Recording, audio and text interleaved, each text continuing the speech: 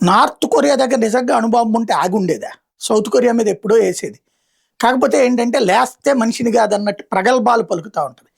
తాజాగా ప్రపంచవ్యాప్తంగా ఈ మధ్యన కిమ్‌ని ఎవడు పట్టించుకోవట్లేదు. ఇదివరకైతే యుద్ధాలు పెద్దగా లేనటువంటి సందర్భంలో వీరోచితం కిందన ప్రొజెక్ట్ చేసుకునేవాడు. ఇప్పుడు అమెరికా కొడుతున్న దెబ్బలు, ఇజ్రాయెల్ కొడుతున్న దెబ్బలు, ఇరాన్ తిరగబడి కొడుతున్న దెబ్బలు, గల్ఫ్ దేశాలు తల్లడిల్లిపోతుండడం, ఆ గల్ఫ్ దేశాలు కూడా కొడుతున్న దెబ్బలు, వీటన్నిటి మధ్యన కిమ్‌ని మర్చిపోయారు. అసలు నార్త్ కొరియా అనే దేశం ఉందని మర్చిపోయారు. దాంతో అర్జెంటుగా తెర మీదకి వచ్చేసాడు.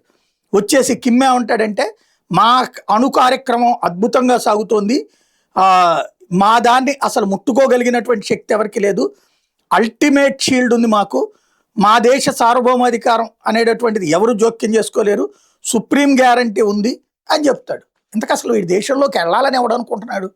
వీడి దేశంలో ఏ సహజ వనరులు ఉంటే ఆయిల్ లాంటిది ఇప్పటికి అమెరికా ఎప్పుడో ఇలా తాట తీసి ఉండేది. వీడి దగ్గర అట్టండి ఏమీ లేవు. ఎలా బతుకుతున్నారో వాళ్ళకే తెలియదు, ఏం బతుకుతున్నారో వాళ్ళకే తెలియదు. దక్షిణ కొరియా అద్భుతమైనటువంటి ఆర్థిక వృద్ధి సాధిస్తే ఉత్తర కొరియాలో బాతులు పట్టుకుని కుక్కలు పట్టుకు తినే కర్మ పట్టి ఉన్నటువంటి దేశం. ఉపన్యాసాలు చెప్పంటే ఘనంగా చెప్తుంటాడు.